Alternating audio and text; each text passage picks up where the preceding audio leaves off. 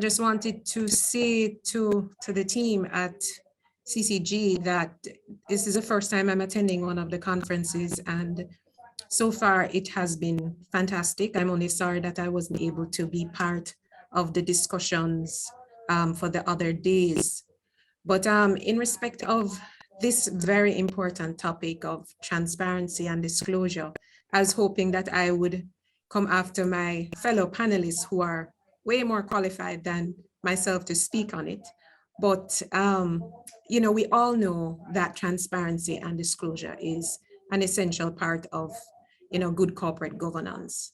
And it's widely recognized in academia as well as from a market regulator perspective that it's important, and hence, you know, quite a bit of rules and regulations related to T&D have developed over time. But there are some very practical reasons to ensure that there is timeliness, accuracy, and reliable and accessible disclosure of information. And, you know, just to, you know, go through a few of them. First of all, you know, it's practical and important to help our investors to make informed decisions. You know, are the corporations meeting their legal requirements? Those are questions that our investors need to know, our stakeholders, our shareholders, and our financiers, where to place their money, understanding policies and how we're performing. What are our environmental and ethical standards? I mean, we spoke a lot about ESG, not just ticking the box and greenwashing, you know, because we want to present a picture of sustainable indices. So, you know, and of course, the market is changing so much. Our stakeholders are demanding way more in terms of information, the timeliness of the information, and information that shows whether or not there is alignment of values with a company. And so it's interesting in Suzanne's earlier presentation that a lot of those litigations that came out relate to environmental cases where, you know, there were breaches found, especially in respect of ESG and, you know, greenwashing, presenting a picture which does not really represent what you are doing, in fact, as it relates to sustainable practices. So we have to be very careful as corporations to ensure that what we put out there is actually factual, and that will increase trust and reduce speculation. And of course, you know, we know that with having that transparency, it will attract the right capital and maintain confidence in the market. Just a little bit of a tidbit, according to McKinsey's study in 2002, over 60% of investors cite GCG, or good corporate governance practices, in a corporation as a key factor in their investment decisions. And so disclosure, transparency, as well as a proper auditing serves to avoid fraud, corruption, and inefficiencies, as well as something Suzanne also mentioned, costly financial damages and settlements and reputational damage. Suzanne spoke about the shareholders of Unilever suing because they felt they did not disclose, the disclosures around decisions to sell Ben & Jerry's were not sufficient. So it's so important to get the transparency and disclosure right. And it starts from my perspective, and I think I speak for the other panelists as well, that it starts with building a culture of transparency. I mean, that is a fundamental first step to achieving trust. Open and honest communication in a corporation and the flow of information throughout an entity is so important. But that's a huge challenge because a culture, as you know, is something that it's not easy to change, and it starts from the top. And so the tone is set by the board of directors, you know, ensuring that you select transparently a board of directors that has the right skill, the right capacity, but as well the right values that align with disclosure and transparency. I think from a Grace Kennedy standpoint, it would be good to just interject at this point in time that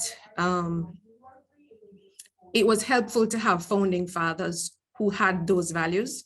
And hence, for example, having the core values of honesty, integrity, and trust is something that is ingrained in the Grace Kennedy DNA. And so part of our code of ethics and training and onboarding, and as it flows throughout all of those policies and documentation that flows from the top down, the hope is that it will become a part of the organization. And we recognize that this is not something that everybody will be on the right track, but it will attract the right people. You want to attract the right people and attract the right board members, because that is the beginning of establishing a strong corporate culture. And I don't want to talk too much because I think I have a limited period of time, but just to say that, you know, there are a host of ways in which you can enhance that transparency and disclosure. But no matter the amount of rules, policies, and guidelines that you have in place, at the end of the day, the most critical thing for us is to ensure that you have the people, you know, you can have strong processes and rules, but if you don't have the people on board and aligned with those values, it's going to always be an uphill battle. So with that, I mean, I would love to chip in and out as we go through the discussion, but for now, I'll leave that with the group. Thank you. Great, thank you very much, Judith. You raise a lot of very important issues, which I will, of course, just highlight a few. Helping investors make informed decisions. I think it's a very important point you made about the stakeholders demanding more. You know, in the Caribbean, during my career as a CEO, I was part of the transition to improve corporate governance, coming out of a culture of a company that was a former state enterprise and where secrecy was paramount.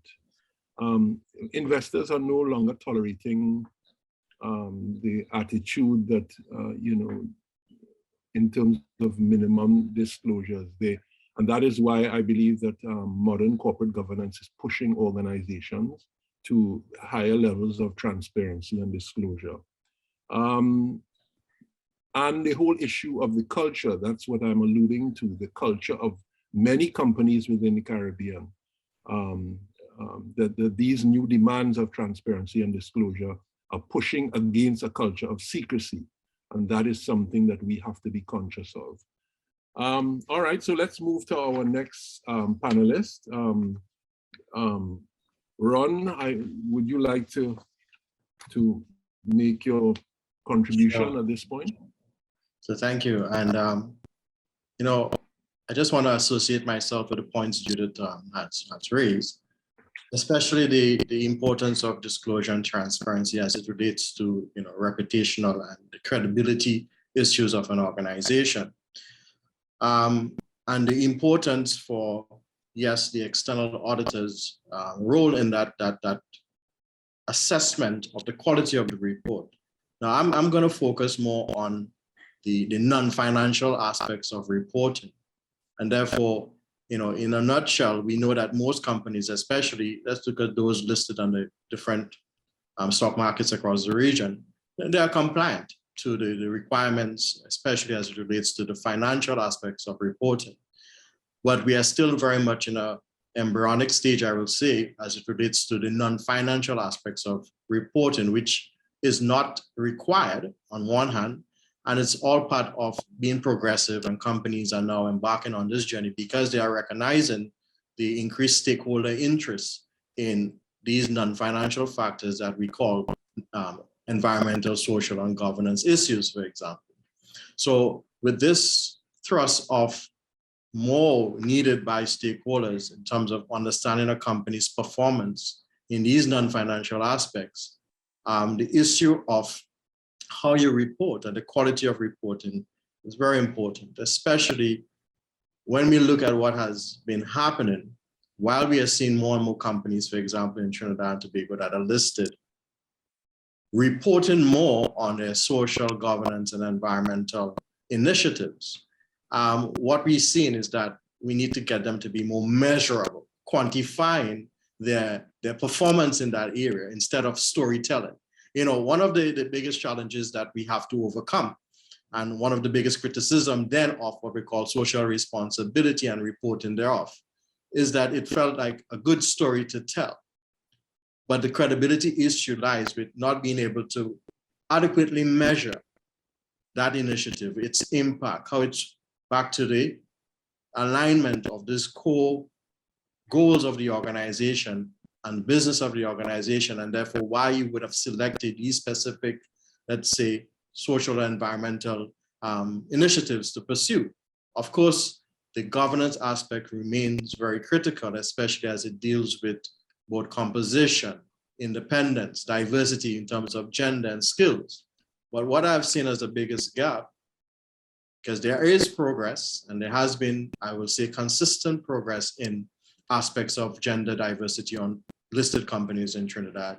You have seen more disclosure of skills matrix and the reporting of board evaluations and so on. And this is very significantly different than what would have pertained before 2015 or even 2016 in this context. So there is definitely progression in how companies are disclosing and reporting along these parameters. But I think for greater enhancement, and therefore to ensure that the disclosure, the quality of the disclosure, the material issues that are being reported as it relates to these three dimensions, environment, social, governance, should be more measurable. And the world today are not just accepting a statement by you, okay? That statement needs to be supported or substantiated with evidence, okay? So very recently, as recent as Monday and Tuesday this week, I was dealing with a huge corporation that is beginning that process of the integrated approach to disclosure and reporting. That is, in your annual report, you're dealing with both your financial and regulatory compliant reporting mandates, but as well linking the ESG heart of the business into that annual report and integrating these two components. And the idea is, how do they report this? What is the best way to plan and how to do it? And the key question is having these measurable goals with clear matrices or KPIs, and being able then to start with a base and measure your progress to your long-term goals. That's one. So the quantifying and measuring of your non-financial performance is important. The second point is you can't do it in a vacuum anymore. Lots of companies will select based on their own circumstance or context what they consider to be important, which is understandable.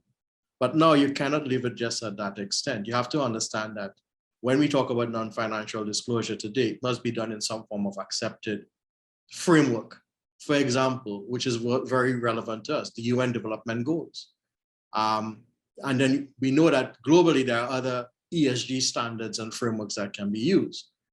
And companies are being rated and ranked based on these ESG frameworks, and investors are then essentially reviewing these ranking and ratings to make decisions. We are not in that stage as yet, and we'll be far from it.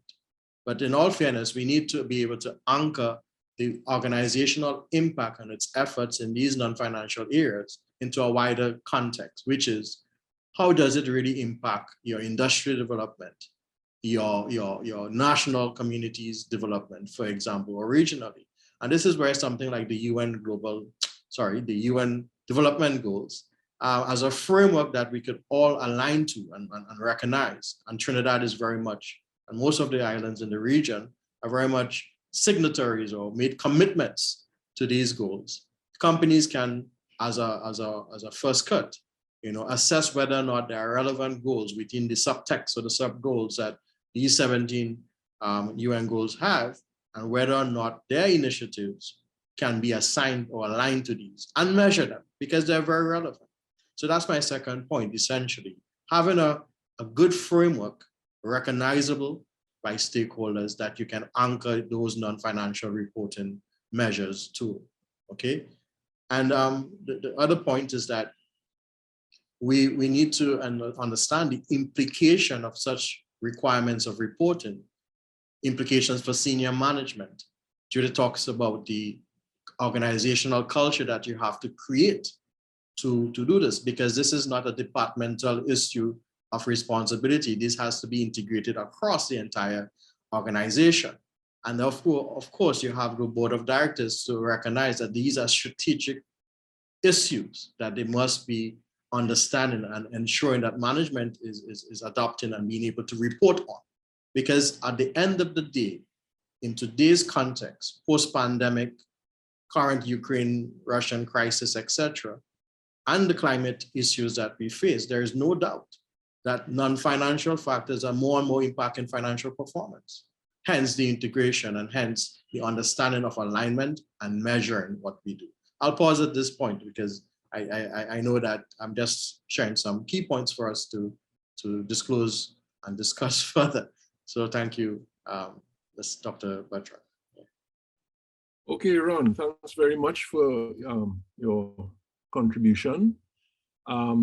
Certainly the whole issue of measuring non-financials is becoming more and more critical. And I really like your point about not just choosing non-financial issues that the company thinks is important, but also looking at a more global framework. Because at the end of the day, the company will be measured against these global frameworks and not your own internal standards that you have decided to establish. Okay, so let's move on to now our third contributor, Dave Garcia. Dave, you want to go ahead? Thank you very much. And yes, I will try to go as speedily as possible through, because there's so many points that one could make on this theme. And I'm also trying to distill from what Judith and Ron have already covered. It's very difficult when you come in as a third person, but let me get straight in. And Judith spent some time at the start speaking about the importance, I think, of confidence for investors and the importance of disclosures that can engender that type of confidence. The stakeholder group, of course, is wide, and she mentioned some other persons within that stakeholder group that I think we have to always be very thoughtful about when we think about the issues of transparency and disclosure. So we think about investors which fall in that shareholder equity and debt category. But we also have to think about, of course, our customers and our employees, prospective employees, suppliers, the communities in which we operate. And those are all persons who are affected by what our corporations do and affect what our corporations do and are examining our activities and need to have the right kinds of information about us so that they can understand the impact and so that they can also make decisions, critical decisions. Is this somewhere where I want to work? Do I align to the core beliefs of this place?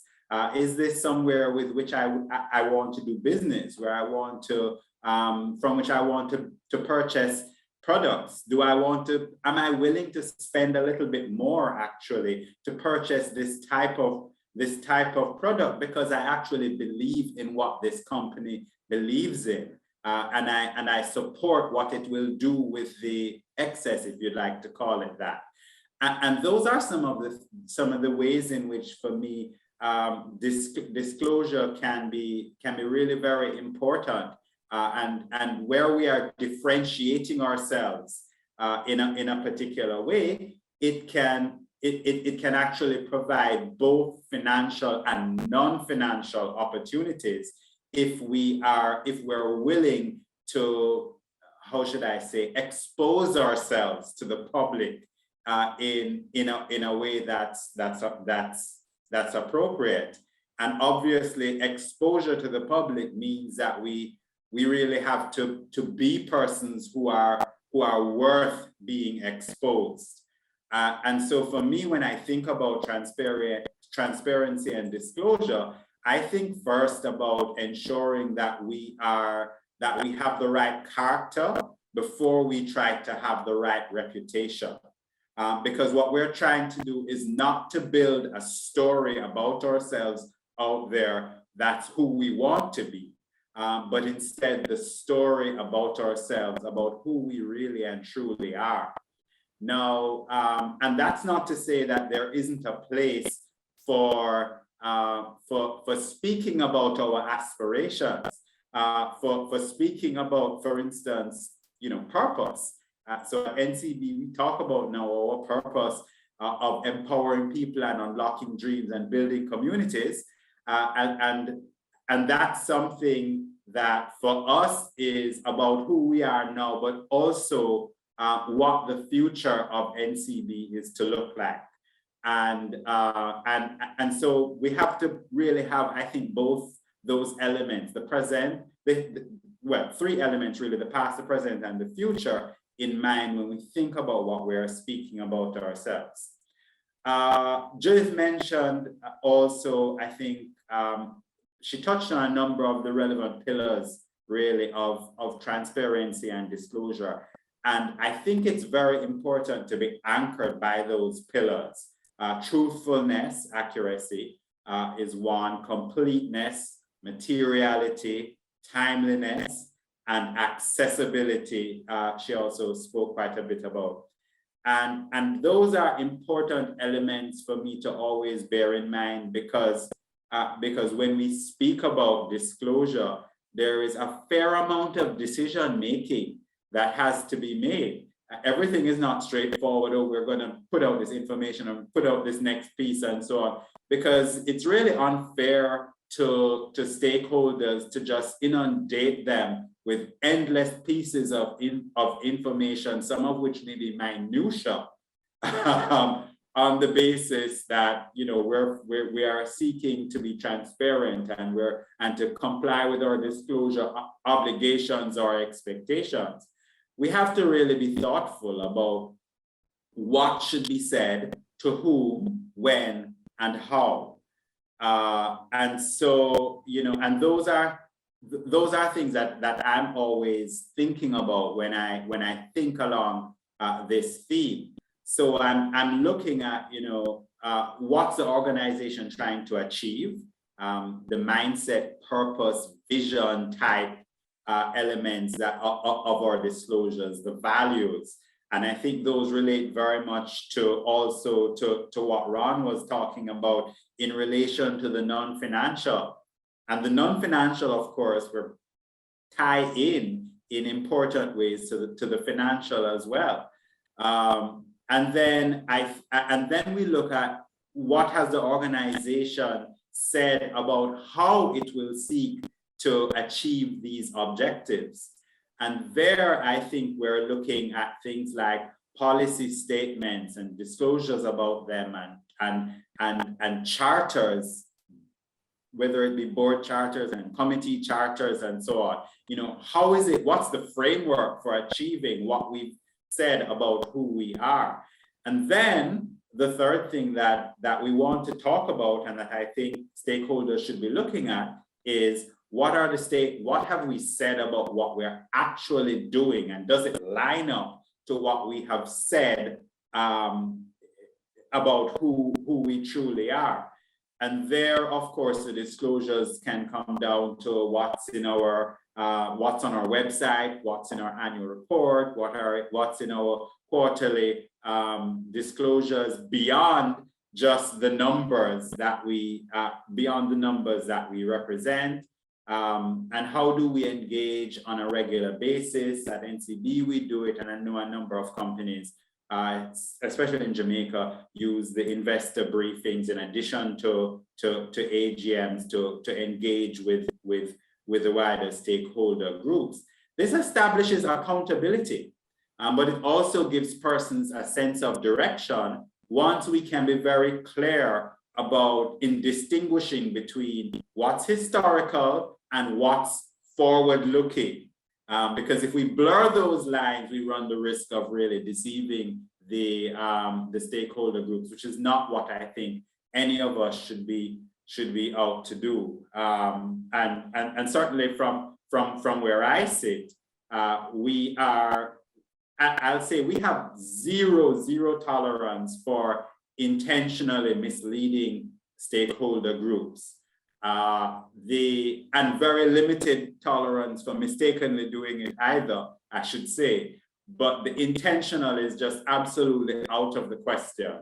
There should be no circumstance under which there is information that should have been disclosed that isn't. And obviously, in order to achieve this, when you're a regional conglomerate with groups and subgroups and several entities and several different lines of business, what that means is that we have to ensure that information is flowing freely and quickly within the group so that the right decisions can be made about who is it that needs to disclose and within what type of timeline.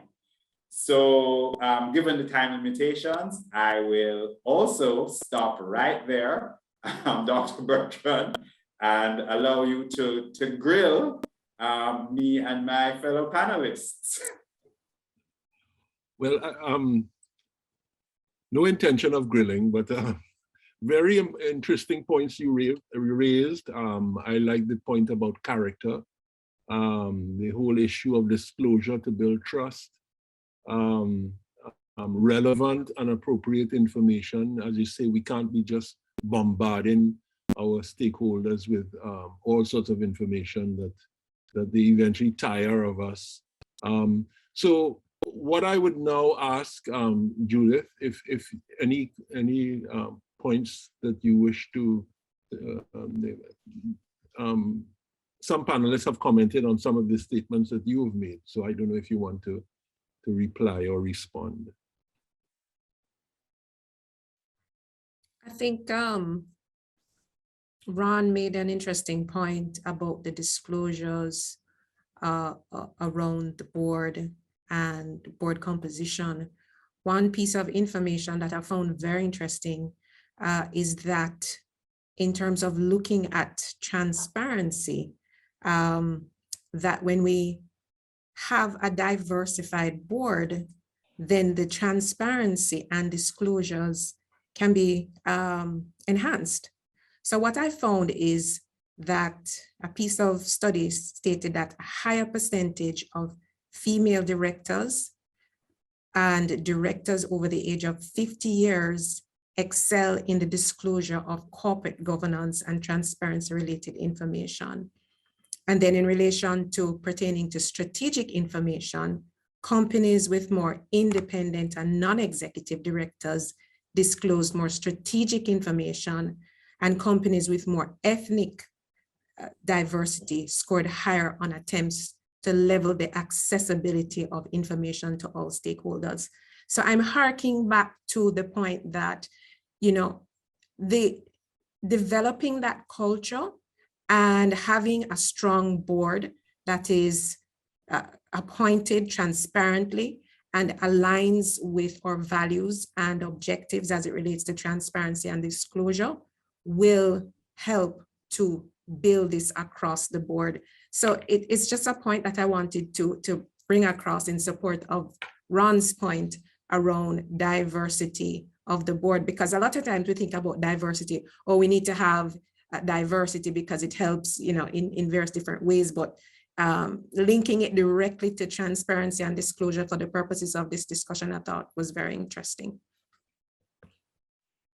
And Chair, you know, if I may just continue this trend of the narrative in diversity, if you notice in other developed economies, the diversity also is being seen through the lens of some of the key issues, maybe social, as well as environmental issues that are being globally faced. So, you know, in the UK, you talk about the importance of BEAM. I don't know if, you know, Black, Asian, or minority ethnic groups and it's an issue of understanding those key stakeholder material issues too, as it is important to the company, as well as the issues about the company to these stakeholders. So the diversity has a very important role in terms of value to add in yes, disclosure, but ensuring that the company really understands the public it serves. And therefore, in your whole agenda and your whole, let's say, ESG strategy, because my focus today is not about the financial and the other compliant regulatory issues, it's about the non-financials.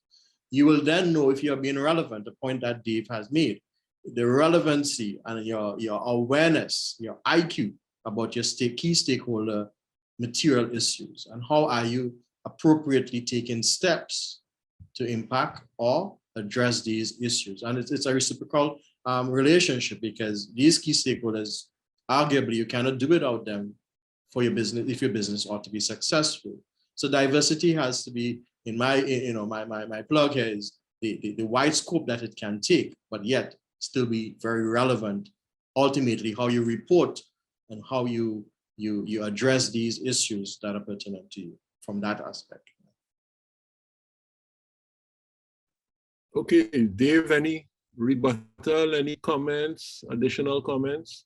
Well, before you start, we're talking about disclosures in general and transparency and the importance of it.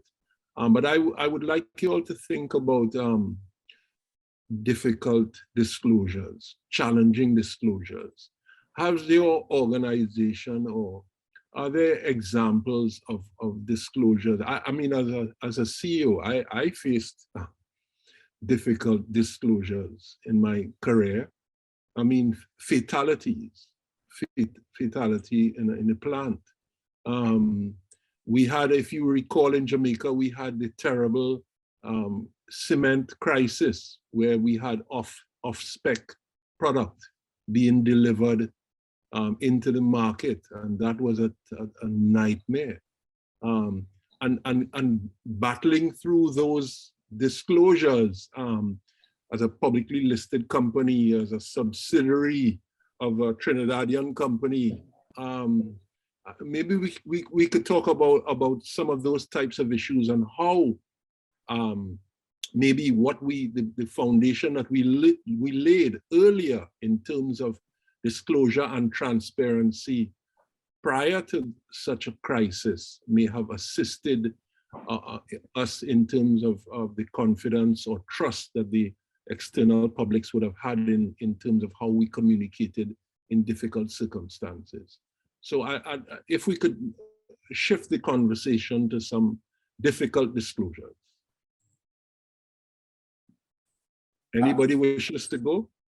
Yeah, I don't mind commenting on that. I mean, it's difficult to comment on it, obviously, with specific examples, but definitely that's an area of challenge. There are, you can face different types of difficulty.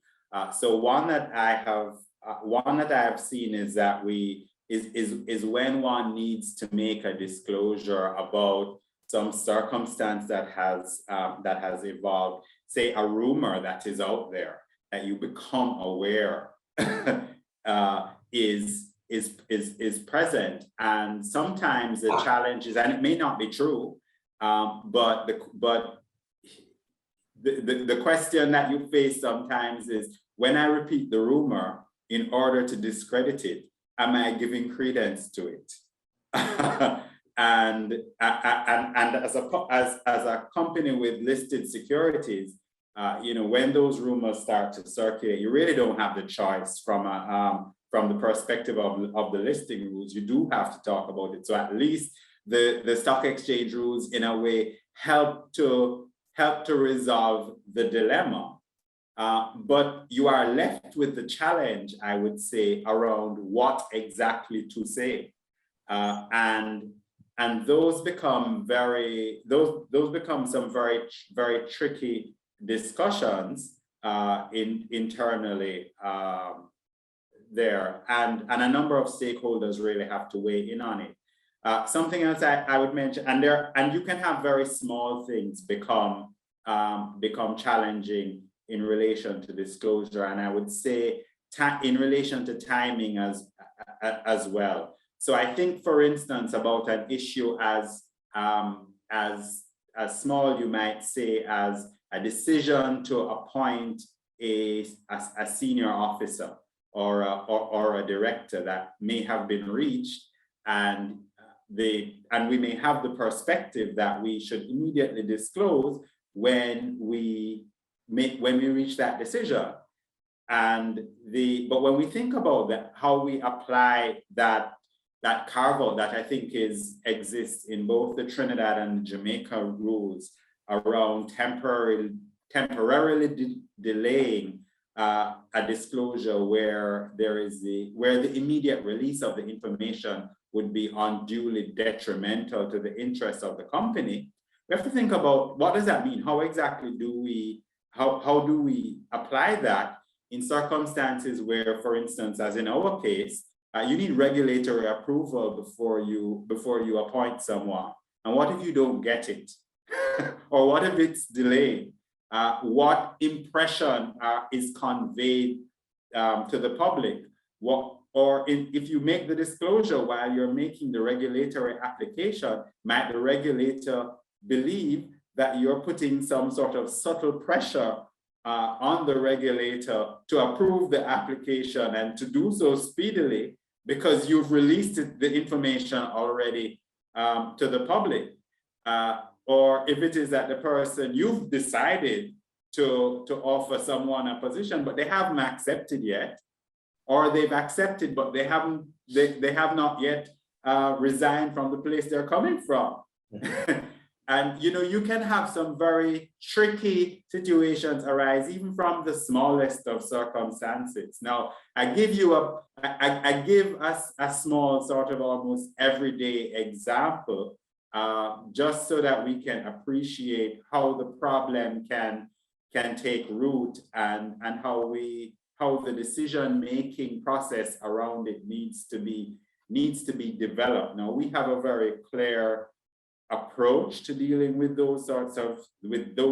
that specific type of scenario, and who are the stakeholders who need to be involved in the discussions. But when some of those issues, when we have different types of issues that become more complicated, we start off with the question of who needs to be at the table to have this discussion so that we can even make a decision. I agree with I'm aligned with a lot of what Dave has said. When you have negative issues or rumors, the question, it's always a difficult issue. You mentioned recalls or that sort of thing, and it will happen at some point in time that there is some negative disclosure that needs to be put to there. And I think the watermark is the materiality of it. And if it is material and it's possibly going to impact investors' decisions, and of course from a values perspective, how is this going to impact your customers, your employees, all the various stakeholders, then clearly these are things that you would definitely have to take into consideration in determining how the disclosure is to be made, the timeliness of it. And it is, and if it is a rumor, then the question is, clearly there are always rumors out there. Social media is just rife. So you really cannot be responding to all the rumors that are out there. But if it is an assessment is made, and that is why I fully am aligned with Dave, that you have to bring the right people to the table. It's not a one size fits all to assess whether does this fit into something that is material information and it falls within the regulatory requirement for disclosure, or is there other stakeholder implications that we need to put out there. And of course, as I said before, in the case where the rumors could unduly impact the market, then certainly we would have to take that decision to make the disclosures in an appropriate manner. And this has to be done on a case-by-case basis. But obviously, we have to recognize, and it is recognized, that we take the good with the bad. And so, you know, it's as part of our obligation to disclose. It's not just the positive things that you're going to disclose, the negative things you need to disclose as well. So it is part of the challenge that we have in this environment. Yes, but you would appreciate we love to give good news. But the real test of our character, the real test of our values is really brought to bear in the difficult times. As you say, recalls, product problems, even very adverse comments. And now we're in a social media environment where internals, people within the organization may be putting out stuff on social media about the corporation that we have to deal with. So this is really where disclosure, transparency, where our character is really tested, in my view and in my experience as well. Ron, I don't know if you have any comments. Yes, you know, when you asked the question, the first case that came to mind was the case with Toyota accelerator problem. And that was many years ago. And if you looked at how they managed it, it was a good example of what not to do in terms of disclosure. The principle is that you have to be factual and therefore honest, and this deals with the transparency thing. Timing and when you disclose certain information and so on, that is, of course, based on a case-by-case basis. However, the principle is that you have to be factual. You cannot withhold important information, because you might find yourself in even more of a credibility issue if where you don't disclose it and then other pieces of evidence comes out. Then you have to go retract, or for some reason you have to admit, well, we did not share that prior. It brings up a lot of question of subsequently what you're going to say. Would anyone trust what you say or have that confidence? So in the Toyota's case, is that it was, first of all, not treated with the level of importance, I will say, or not disclosing enough information about what is causing this problem. And therefore, the whole posturing of the company was very arrogant in that sense. And therefore, people lost a lot of trust and confidence in the way they communicated and disclosed information about the issue. Then you think about the Airbus issue with the faults with the airplanes that crash, and the whole issue of how the unfolding of the information. It just makes you question every update you got, you question, really that? Because there's always something new to disclose. Then you think about the opioid crisis with the big pharmaceutical industry. These are clear examples of when you need, especially in times of crises, to disclose and be upfront and bite the bullet, take the hard but right decision, which is the ethical, responsible thing to do, and be upfront with it. We have the local issue too with the diving fiasco, unfortunately, with the Paria company.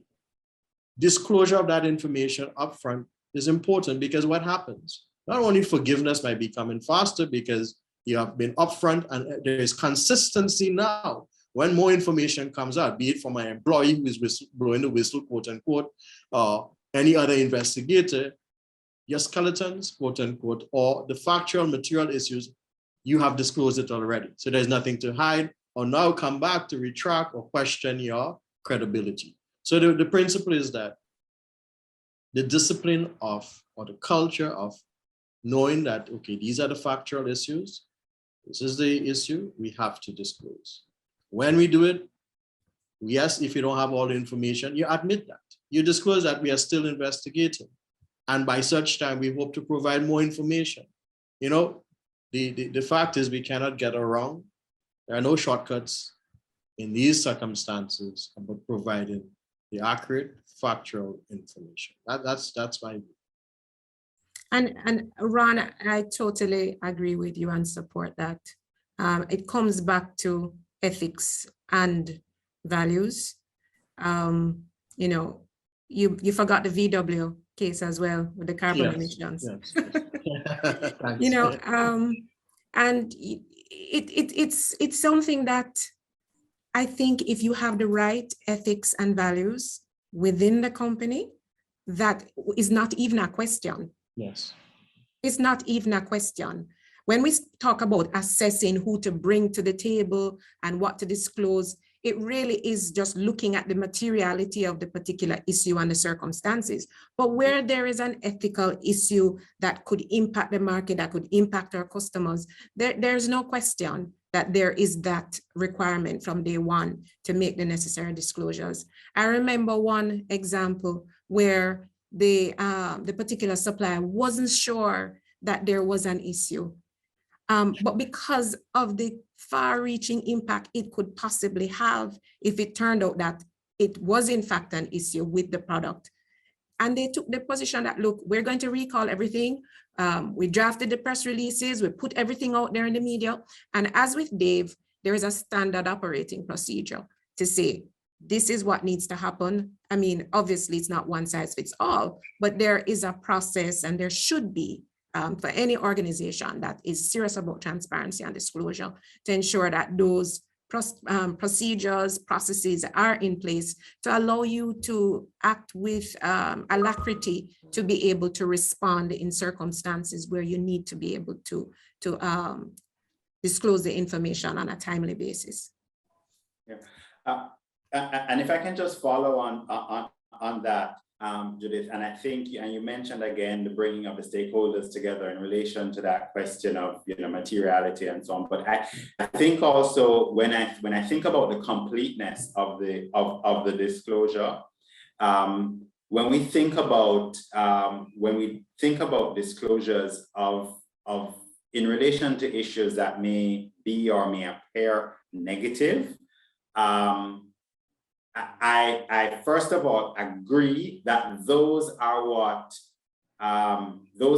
really demonstrate who we are as an organization.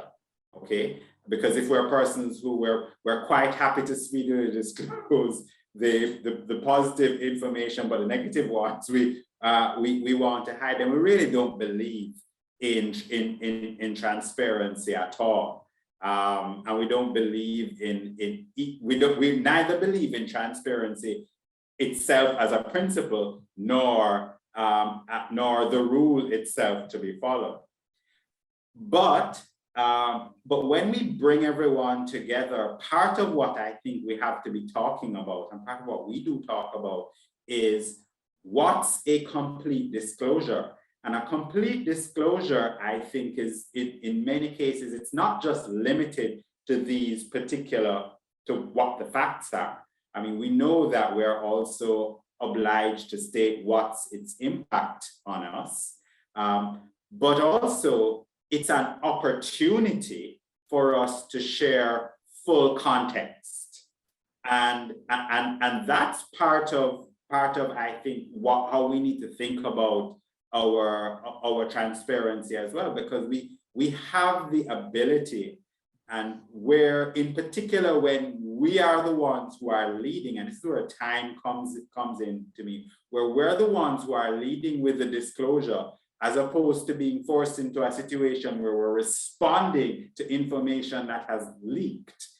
If we're the ones who are leading with the disclosure, we have the opportunity to not just share what has happened, but to give persons full context and allow persons to have confidence, not just that we are truthful and that we're transparent, but also in that wider context that we're sharing, and that, the impact is limited to X or Y. This is, you don't need to, they can then make their decisions, obviously. We're not going to say, so you don't need to sell your shares, but based on the full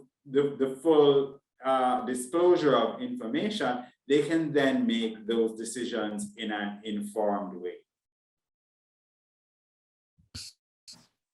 And as I want to reiterate the point about difficult times really test whether your values that you put up on your website are just there for window dressing, or if they're really part of the corporate culture of the organization. Well, but we have recently gone through a pandemic, and I have been fascinated by disclosures during this pandemic by listed companies.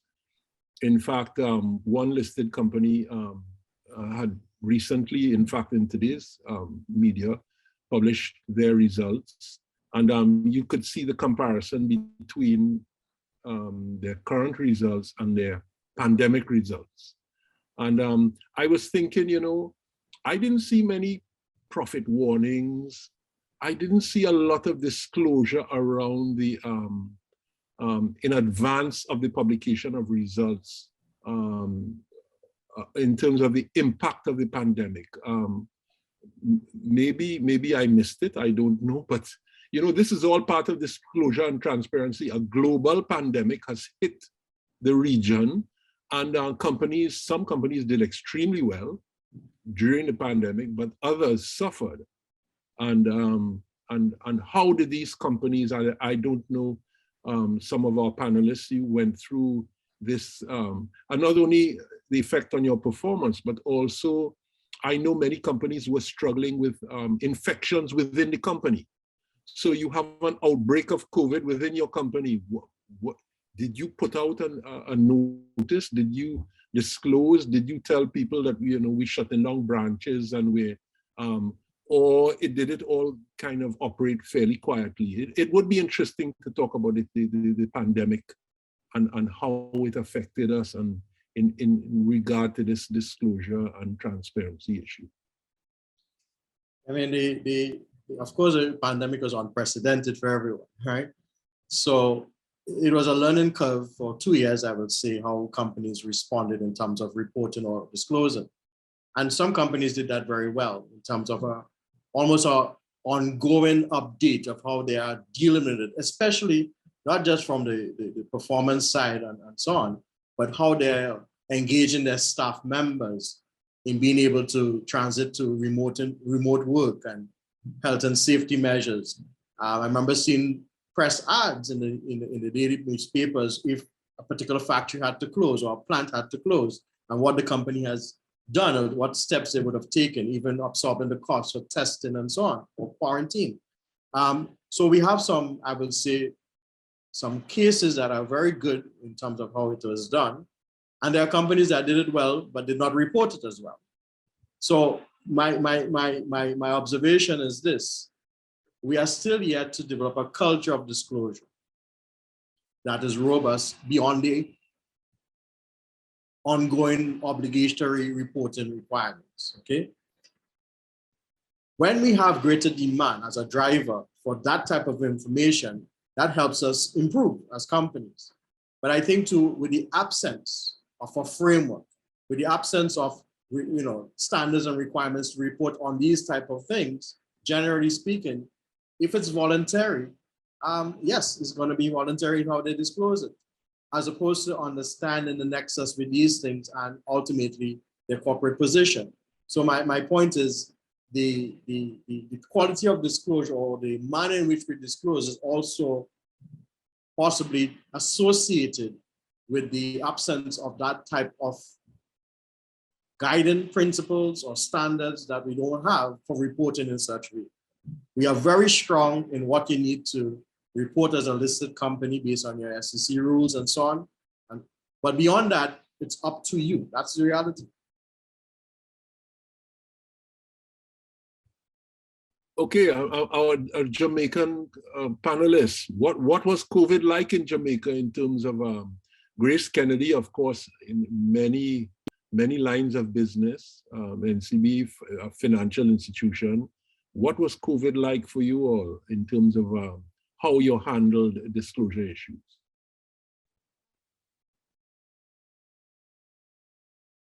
Judith, you want to tackle it? Of course. Some of those same issues mentioned by Ron, it was very important to us. The health and safety, just, ensuring that we communicate with those stakeholders, sending out notices to the stakeholders in relation to business continuity. How is it, there was a time when there was a complete lockdown and persons couldn't travel. And so we had to be sending out notices just to ensure that persons understood how they could get to work and get from work, and also just generally providing that sort of guidelines as to how to ensure that we minimize the risk related to COVID for the protection of our employees, as well as to ensure that our business continued. And so, you would see, like, for example, in our annual report, the focus that was given to just essentially ensuring that we were able to manage during the period. And there's a whole set of discussions there around it. So I think we managed very well, especially for a global entity. We had to take into consideration the legal requirements in the various jurisdictions, their perspective as it relates to, vaccination and the requirements. And it would not have been, well, it is clearly not consistent across the board.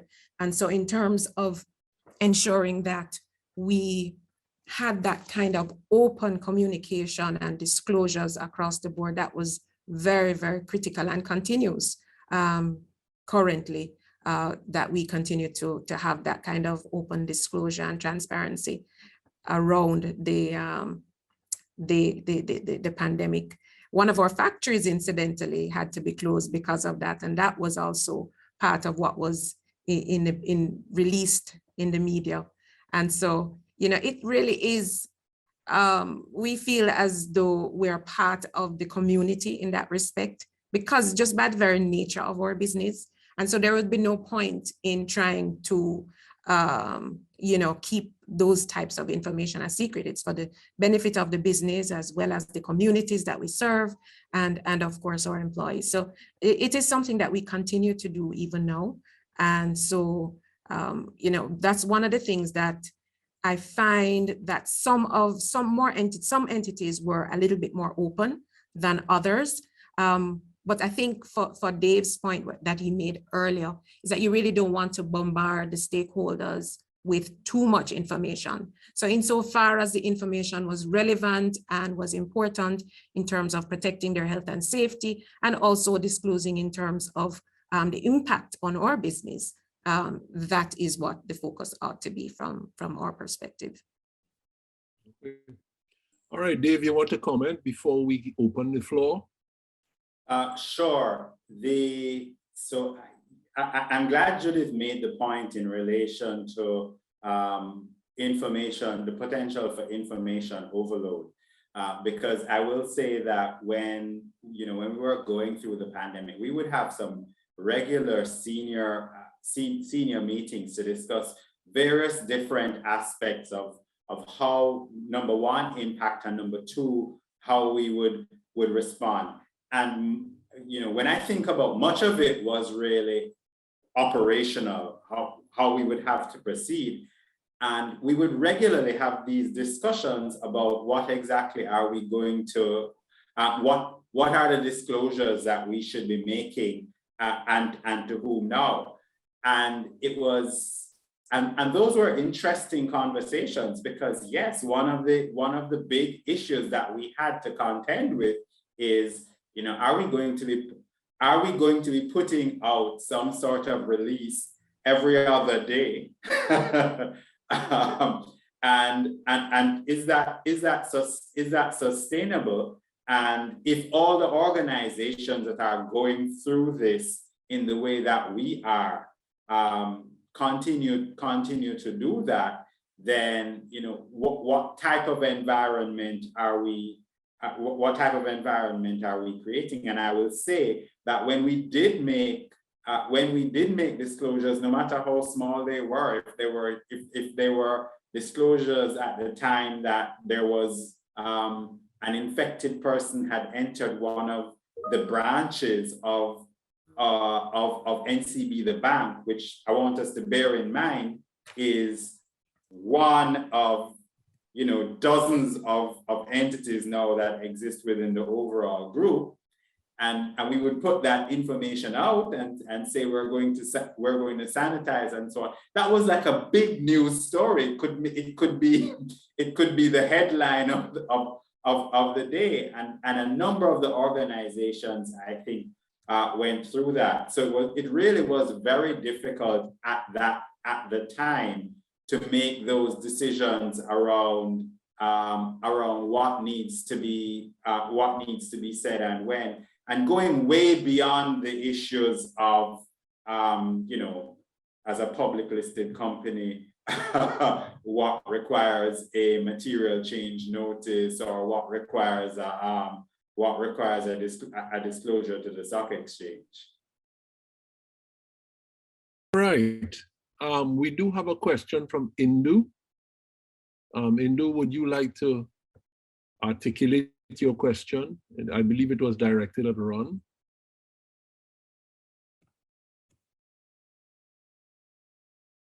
Is Indu with us? It was about reporting that cannot be done in a vacuum. I do share the view that understanding and declaring the purpose of the company is fundamental. When the purpose and values of the company are well defined and transparent, this necessarily changes the character of reporting on all fronts, financial measures as well as non-financial measures. Ron, you want to comment on that? No, I think you're just supporting the point that was being made about the importance of disclosure, measuring, and so on. So she's supporting the point as opposed, maybe just a comment as opposed to a question. Yes. Right. I saw Kamala has her hand up. Kamala has her hand up, yeah. Yes, Kamala, go ahead. Yeah, thank you, Dr. Bertrand.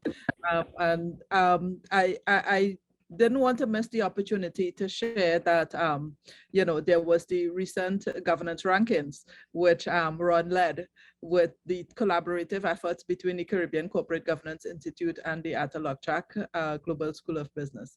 And also to share that NCB Financial, forgive me, Dave, that NCB Financial actually, scored at the very top of that ranking in terms of their disclosure and transparency in the annual report. So I wasn't sure if NCB would have been on the Trinidad and Tobago Stock Exchange for much longer. So Dave, you could probably comment on that after, but I wanted to ask Ron specifically.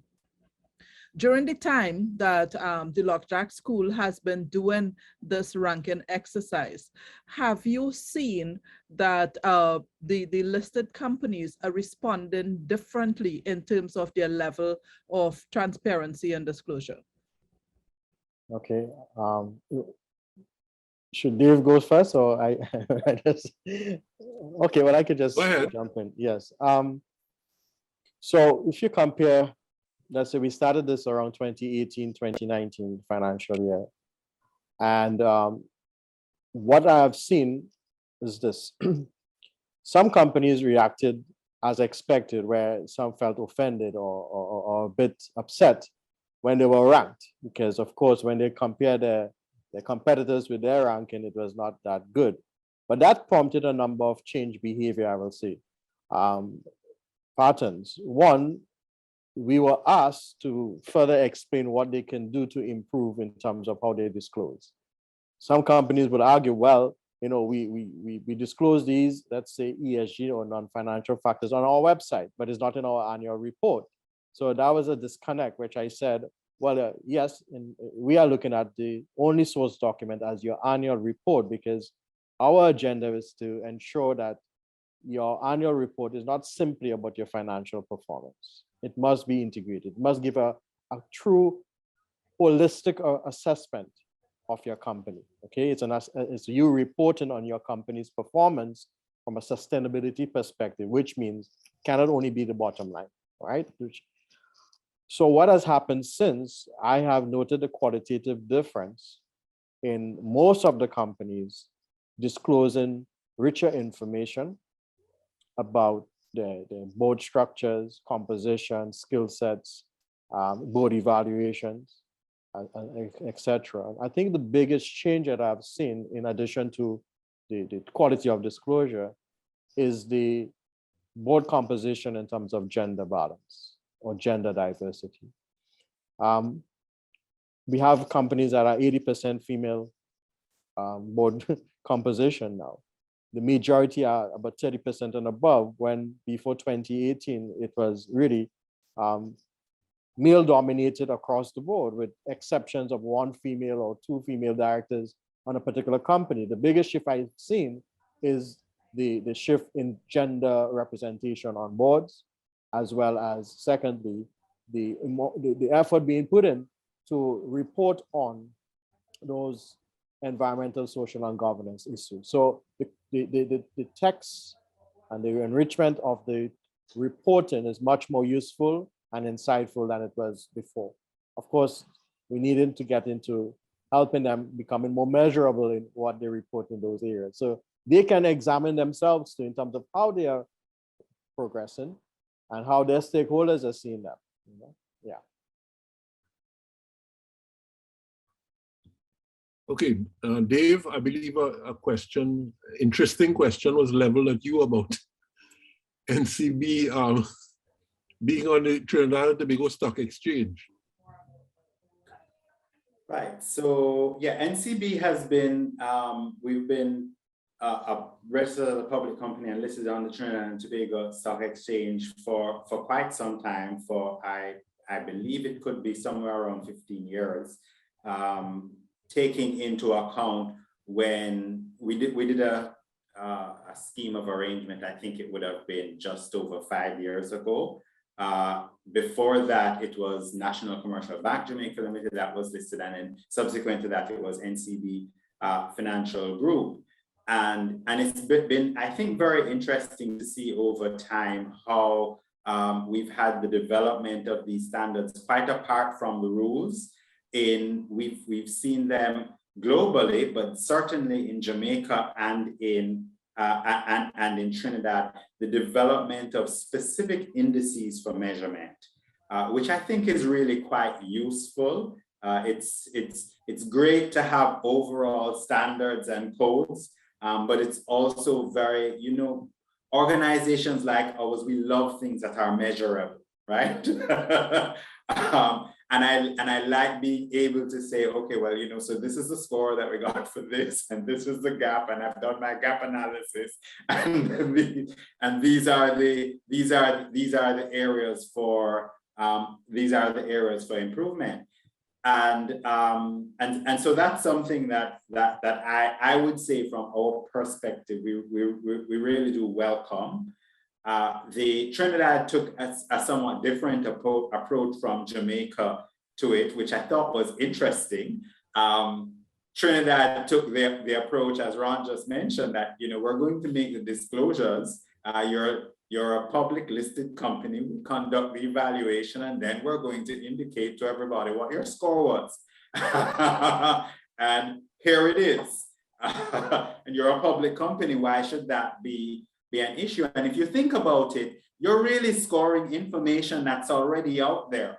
So my perspective on that is, why should you have a problem? You've disclosed the information. All that's being done is it's being matched to criteria of which you are already aware. In Jamaica, that's something I would say that we've overall struggled with, and where we are now on that is that the Jamaica Stock Exchange, which administers the comparable index here, reached out to companies who have securities listed on the exchange and said, "Can we disclose your score?" Well, clearly, Trinidad is already disclosing our score, and we're proud of the score. But quite apart from this, when I think again about the same issue that we were just talking about earlier about transparency and disclosure, I think it's the right thing for the score to be disclosed, and it's the right thing also for us to always be aspiring to do better than the previous time. What I think, if I take it beyond the company, what I think the disclosures here do is it brings transparency to the overall governance landscape. And if I think beyond me, NCB, to me, a stock exchange or etc. That's something that I would have to think is the direction in which we should be going. And I say that, and I guess I can say that I could say that without commenting on whether I agree with the Trinidad or the Jamaica approach. I can also say it while commenting on which one I agree with, and I'll tell you that it is the Trinidad approach. Right. Thank you, Dave. And I want to ask a follow-up question, Rollin, if you don't mind, and also to welcome our chairman, Nigel Romano. He has joined us, so I'm sure he has a question or comment he'd want to add. But I want to share that from that ranking, we actually saw 2 Jamaican companies, at the very top. That was NCB, and then GMMB was there. And also Judith. Grace Kennedy was very high up on that ranking as well. So I'm just wondering, is it that there is some sort of bigger push for disclosure in your whole approach to governance in Jamaica? Judith, do you want to take that?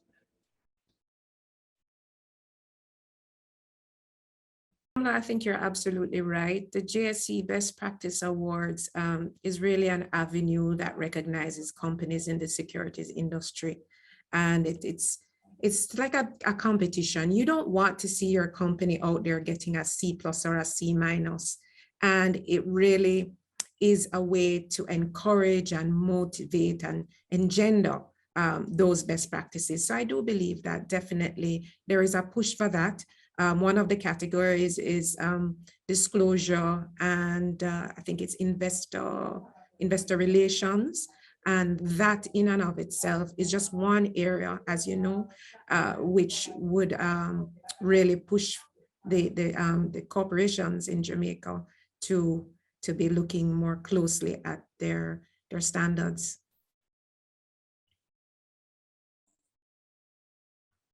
So that Kamala, yeah. If I can follow Judith on that point. So for context, the awards have long predated the index, and I think have been a reasonably powerful incentive for a number of the companies that have listed securities. I think the challenge that we faced in the Jamaican environment is that once you get past that grouping, which would include the Grace Kennedy, JMMB, NCB, and there are a number of us, I think, who are in that grouping who would reasonably be candidates for these awards each year. Once you get past that overall grouping, you have entities that may be looking at the awards and saying, we're not likely to do well here, and we're not going to bother to apply for the award. And this is just not something that we're going to even think about. And I think the index now forces everyone to put it on the agenda. Agreed. Thanks for that, Dave. And, I can just talk about in terms of as colleagues and, talking to other corporate secretaries and legal counsel in Jamaica. I recall there was a particular entity that scored pretty low a year or so ago.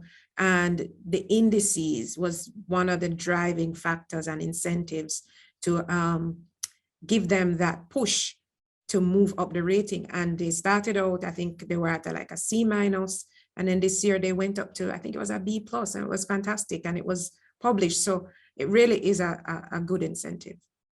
That reminds me of the second iteration of our ranking here, where, one CEO said, next year I don't want to be at that level. I want us to be there. And they were the most improved in terms of scores in that year. And it tells you the value that this could play in terms of improving overall governance and disclosure.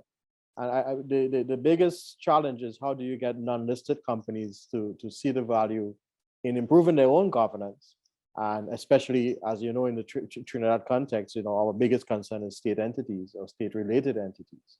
But you're right, there are drivers to improve, and the rankings and the awards would have certainly created that kind of momentum across the landscape. Yeah, so as our chairman is here, and so are several of our directors, I want to say that we at the Caribbean Corporate Governance Institute need to also look at Caribbean-based awards, because that definitely would be a key driver for us in the region to be able to learn from each other and improve in these practices as well. So thank you for that. Thank you for that, Kamala. Sorry, Rollin. The question I would have, and I'm always focused on results, is can we point to a correlation between moving up the ranking and like tangible bottom line, even not necessarily bottom line alone, but do we become more attractive to quality talent? Do our shareholders, are we attractive to shareholders, people wanting to invest? Are we attractive to suppliers, people wanting to deal with us? What's the experience so far? Full disclosure. Can I jump in on that?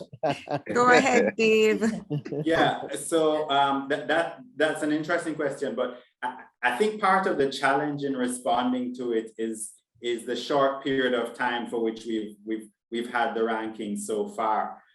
So what I would relate it to, though, is that I would say that the experience in Jamaica, when we look at the rankings of which we're aware and the award winners in relation to those issues of disclosure and governance, are generally what we have seen is that those entities are the entities that I think we recognize as the top performing companies financially as well in Jamaica. So I can't relate it yet to movement in the rankings, but what I think we are seeing is that the companies that have the higher scores are the companies that also have the stronger financial performance.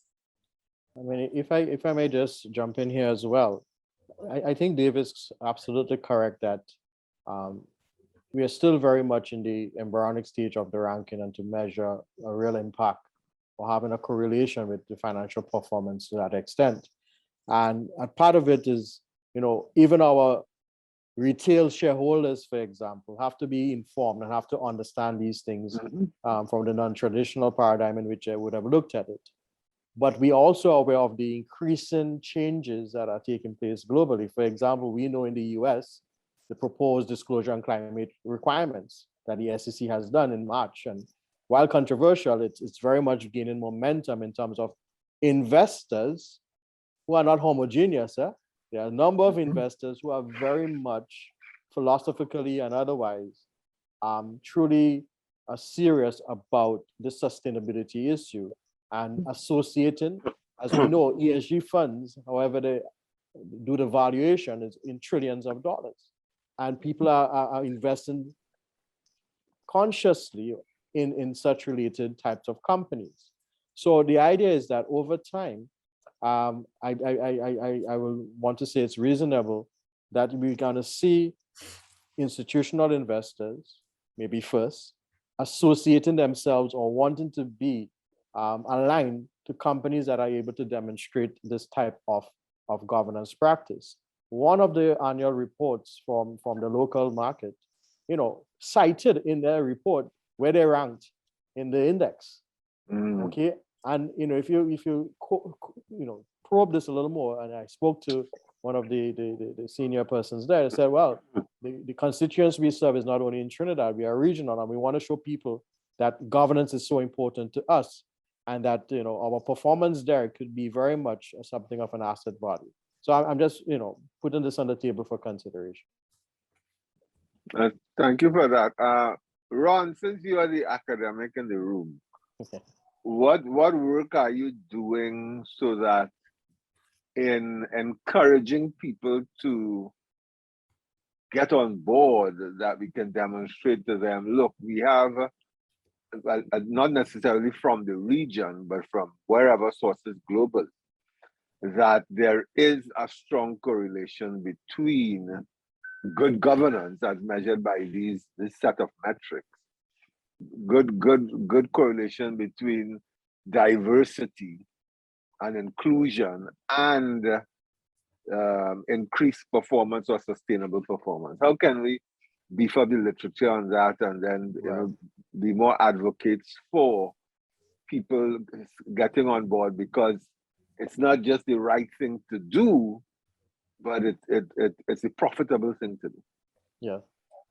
So there is a research agenda that we have, and at this stage, it's a matter of understanding exactly what data we have to capture to inform that agenda. And one of the things we started to look at is, for example, trying to get the data on board evaluations and the type of evaluations that are done, and link that to how strategic decisions are handled in the boardroom, for example.